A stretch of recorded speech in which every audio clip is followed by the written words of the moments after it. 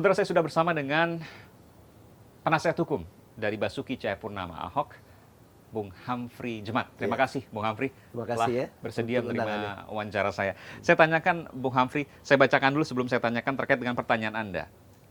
Apakah pada hari Kamis, sehari sebelum bertemu paslon nomor 1, ada telepon dari Pak SBY pukul 10:16 waktu Indonesia Barat yang menyatakan, pertama, mohon diatur pertemuan dengan Agus dan Silvi dan bisa diterima di kantor PBNU. Kedua, minta segera dikeluarkan fatwa tentang penistaan agama. Ini pertanyaan Anda kepada Kiai Haji Ma'ruf Amin. Apa yang mendasari pertanyaan ini, ya, Bung Hamfri? Persis itu pertanyaannya. Ya. Berarti sesuai sama ini transkrip yang ada. Jadi memang pertanyaan itu kami ajukan atau saya ajukan itu, ya ini berkaitan tentu dengan kenapa dikeluarkannya pendapat dan sikap keagamaan. Bahkan kurun waktunya juga, kapan mulai MUI itu katakanlah memberikan instruksi untuk penelitian dan investigasi. Nah, Pak Ma'ruf bilang itu tanggal 1 Oktober. Nah, tanggal 1 Oktober menurut kita belum ada masalah. Ya, karena baru tanggal 5 Oktober. Tapi kan sudah tersebar. Ya, belum. Kalau belum tersebar kejadiannya, tanggal 27 pidatonya. Ya, September. Nah, kan dari orang Pulauan Seribu kan nggak ada yang mempersoalkan. Sampai saat ini pun juga nggak ada laporan. Nah, bagi kita ya ada kejanggalan. Bukankah beberapa hari setelah tanggal 27 itu sudah tersebar kemana-mana, Pak? Saya pun mendapatkan sebelum tanggal 6 Oktober. Pak, yang menjadi katakanlah kehebohan, itu boleh dibilang tanggal 5 Oktober menurut kita. Nah, itulah kita tanyakan kepada Pak Ma'ruf, kenapa tanggal 1 Oktober? Pak Ma'ruf persis yang dibilang, sudah ada laporan yang masuk katanya. Nah, ini berkaitan dengan ini soal waktu nih, yang tadi ditanyakan, yang kita tanyakan itu. Nah, sebelum tanggal 6 yang kita tanyakan itu, kita ada tanyakan dulu tanggal 7-nya. Apakah benar tidak bahwa tanggal 7 itu ada kunjungan paslon nomor 1, AHY Silviana ke kantor PBNU. Nah, memang akhirnya diakui oleh Pak Ma'ruf ada, walaupun awalnya beliau bilang ya ragu-ragu. Perlu pertanyaan seperti itu. Kan kunjungannya kan AHY tanggal 7.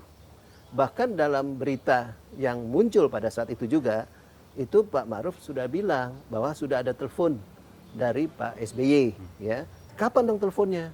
Kalau teleponnya misalnya Jumat pagi agak sulit, karena ini kan mau ngatur pertemuan dengan PBNU.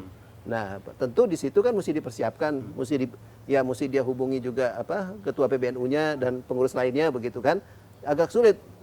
Nah, di situ aja kita sudah mempunyai perhitungan 1 hari sebelumnya. Oh, ini perkiraan berarti? Perkiraan, ini baru perkiraan nih, betul kan? Nah, belum sampai ke tadi yang mau ditanyakan. Tapi kan Anda katakan apa alasan dasarnya? Begini. Nah, berarti di situ ya ada alasan untuk Pak SBY menelpon. Yaitu pertama yang jelas untuk menerima Agus. Dan itu terbukti kan? Agus kan diterima tanggal 7-nya. Terbukti kan berarti? Meskipun yang belum tentu dari dua pertanyaan itu, yang tadi disebut sama Aiman, berarti yang pertama oke dong. Sudah terjadi kan? Ada telepon? Bukan, telepon, terus kemudian ada 2 hal kan?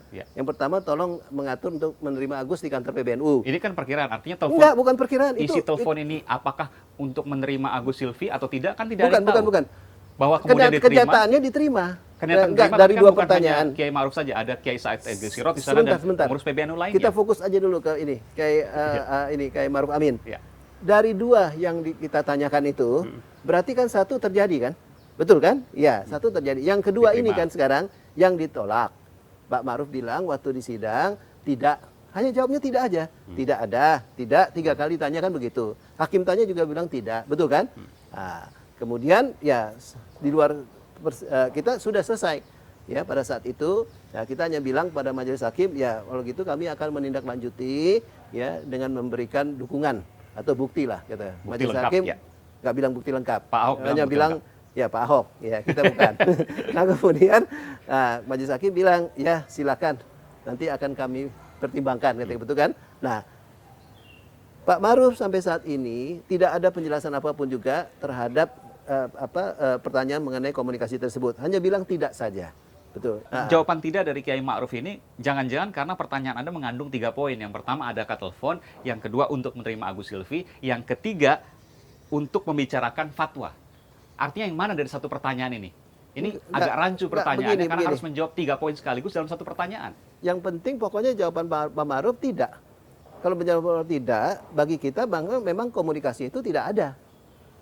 Itu aja yang penting dulu. Yang ini aja, yang prinsipnya aja dulu. Ini persepsi dari penasihat hukum Ahok. Iya, betul. Kalau Anda mengatakan Anda punya bukti, artinya seolah Anda ingin tanya bahwa fatwa atau sikap keagamaan yang dikeluarkan MUI didasarkan oleh telepon Pak SBY pada Pak Kiai Ma'ruf Amin. Begini, kita lihatnya sebenarnya begini.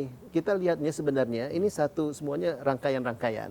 Lihat coba ya. Itu pertanyaan sederhana. Enggak, tapi jawabannya tidak sederhana itu. Bukan ya tidak nih, ya. Jadi begini, tanggal 11 dikeluarin tuh pendapat sikap keagamaan ditandatangani. Betul kan? Tanggal 12 dikirim ke Kapolri. Ingat, ada loh suratnya dari MUI ke Kapolri. Tanggal 14 demo pertama.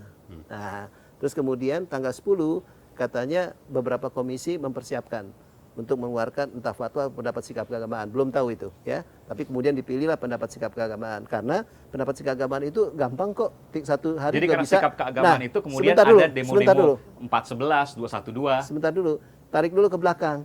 Tanggal 9, 8 libur, Sabtu Minggu memang nggak ada kegiatan di MUI, kita udah tahu kok. Nah, tanggal 7 terima Agus. Nah, tanggal 6 lah telepon itu terjadi. Ini kan rangkaian. Lagi-lagi ini persepsi. Hah? Lagi-lagi ini bukan, persepsi. ini fakta. Dari rangkaian mana itu. Kemudian Anda bisa mengatakan bahwa rangkaian. sikap keagamaan itu dikeluarkan atas dasar desakan dari Pak SBY, telepon Pak SBY maksudnya, dan kemudian terjadilah demo-demo karena sikap keagamaan atas desakan Pak SBY. Karena begini, pertama rangkaiannya itu kelihatan benar, dan alasan dikeluarkannya pendapat sikap keagamaan itu juga menurut kita juga ya tidak mempunyai alasan yang sangat kuat. Ingat loh, dalam sejarah MUI ya, baru pertama kali dikeluarkan pendapat sikap keagamaan khusus untuk Ahok. Sebelumnya tidak pernah Informasi ada. yang saya dapatkan dari MUI, sikap keagamaan selalu dikeluarkan untuk menjawab isu-isu aktual dari masyarakat. Pernah juga soal Idul Fitri, pernah juga soal Tahun Baru. Oke, mengenai penistaan ada atau tidak? Tidak ada. Isu-isu yang terkait, isu-isu aktual yang terkait dengan masyarakat. Ini disampaikan MUI. Ya nggak apa-apa. Ahok menyangkut penistaan agama.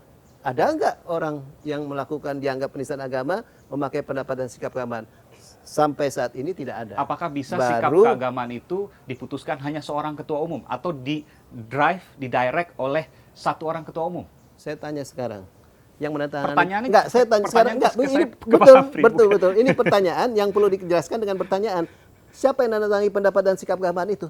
Ketua dan sekretaris jenderal. Itu ketua dan sedangkan kalau dari Komisi Fatwa bukan ketua loh, sama sekjen dari MUI yang tanda tangan itu adalah ketua daripada Komisi Fatwa dan sekretarisnya. Apakah beda yang kan di situ? Itu adalah orang yang pasti bisa mempengaruhi atau memveto atau mendirect atau apapun istilahnya terhadap isi dari sikap keagamaan? Itu yang menjadi pertanyaan saya. Kalau seandainya jawaban iya, mungkin relevan apa yang disampaikan oleh Pak Humphrey. Kalau tidak, jangan-jangan ini cuma persepsi saja. Tidak persepsi. Kalau penasihat hukum tanya, dia tentu punya dasar dong. Masa dia asal-asalan? Buktinya berupa? Apalagi sekelas saya, asal-asalan, betul kan? Malu-maluin, betul kan? Iya. Jadi buktinya berupa apa, Bung Humphrey? Jadi semua pertanyaan itu, ya akhirnya muaranya di soal dukungan atau bukti 10.16 sebenarnya. Ya, kalau memang sekarang saya mau tanya, betul, 10, kalau 10.16 itu ada buktinya, sekarang apa jawabannya? Sekarang jawabannya apa? Jawabannya apa? Apakah itu jawabannya udah bisa menjawab pertanyaan tadi? Kalau ada apakah datanya memang tentu bisa. murni itu dikeluarkan semata-mata karena sikap keagamaan MUI atau ada faktor lain? Saya tidak tanyakan isinya, Bung Humphrey, tapi yang saya tanyakan bukti berupa apa yang Anda miliki terkait dengan percakapan 10.16 ini.